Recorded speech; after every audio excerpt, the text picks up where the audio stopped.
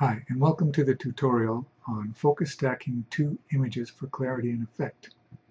The situation is I was walking on a path in the woods here in northern Ontario, and I saw this really nice fall image. One of the problems with it is I could get the tree in focus, but I couldn't get the reflection of the trees in the background in focus at the same time. Where I was in shade. It was a little bit too dark to do that, and so I had to come up with a solution. Enter focus stacking.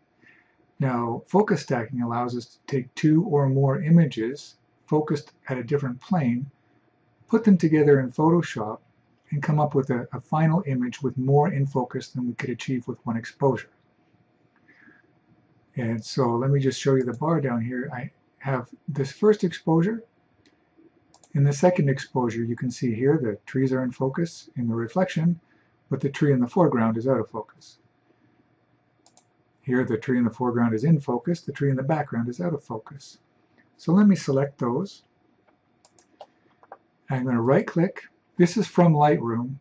You can open them into Photoshop however you like to get them into layers, but through Lightroom you can choose to open as layers in Photoshop.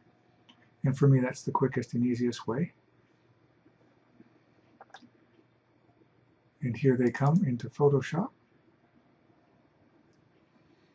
And when they load, you'll notice them over to the side here. And one of the things that you'll notice is that one of the pictures is a different dimension than the other. And so it's taking up a different amount of space. Now Photoshop can handle this no problem. Some other stacking programs I've used, like I think Helicon Focus, has trouble if the pictures aren't exactly the same pixel dimension. But Photoshop has no trouble doing this. All it does is crops out adds pixels to match the larger image.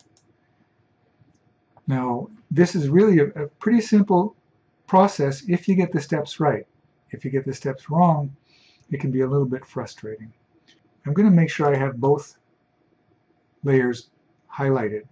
And to do that, if one is highlighted, you just shift and then click the next. Then go up into your edit menu, come down here and you'll see this area right here called Auto Align Layers. Click that, you'll get a dialog box. I usually use it just as it is, loaded in the default on auto without checking any more parts of this box. So we'll do that. It takes a second for it to do its work. Obviously, the more layers we have stacked, the longer that's going to take. So what it's done now is it's aligned these two layers, but it's still, we have one that's out of focus and we have one that's in focus in the foreground, and we haven't blended them together. So again, making sure they're highlighted, we go through the second part of this process, which is again in the edit menu, and right below Auto Align Layers is Auto Blend Layers. Click that, another dialog box will appear. In this dialog box, I choose to stack images rather than make a panorama, and I check seamless tones and colors. That's very important.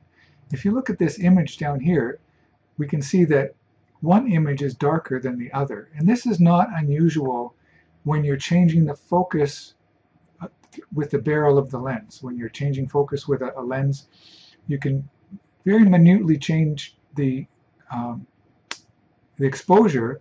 And when you put these together without seamless tones and colors, it could look pretty funny. So click that. Click OK. It's going to again blend these layers together. And what Photoshop is doing right now is using its math, its algorithm, to create a final image using the best of both images and discarding or covering the out of focus pixels. I don't know how it does it, and frankly it doesn't really matter except that it works. So just give that another second there. And we're going to see in a second, just as we do now, over on the right hand side in the layers panel, you'll see some pretty intricate masks over top of our layers here. And if I unclick that, you can see that right there. That's one of the masks, choosing just the sharp areas of the sky and other parts. And the other layer mask over the layer, choosing just the sharp parts of the leaves in that foreground log, and putting them together in one final image like that, that has the background in focus, the foreground in focus. What I can do now is, if there were any areas I wanted to hand adjust, I could do that on these masks. But I like it the way it is. There's going to need to be a crop. You'll notice that right around the edges, because we had that area that was a little larger, it's still out of focus, just right around the very outside. So I'm going to end up cropping that back in Lightroom. I prefer the Lightroom crop tool. So let me just flatten this image. I'm going to close this out, and I'm going to save it. And that's going to put it right back into Lightroom. Here it is highlighted, back in Lightroom. I'm going to hit D for develop. And I can now choose to crop that. And if I grab the corner and I hold down the Alt key while I pull it in, it'll crop in from both sides equally, all sides, just like it was because one image was smaller than the other. And so I'm not going to get too picky if it's a little soft at the very outside edge. This is quite a nice picture, and if I had some foreground stuff that was still a little out of focus, that's okay. I'm going to hit enter, and now my image is ready to export. Thanks for watching this video on focus stacking in Photoshop and using just 2 layers. And until next time, see ya.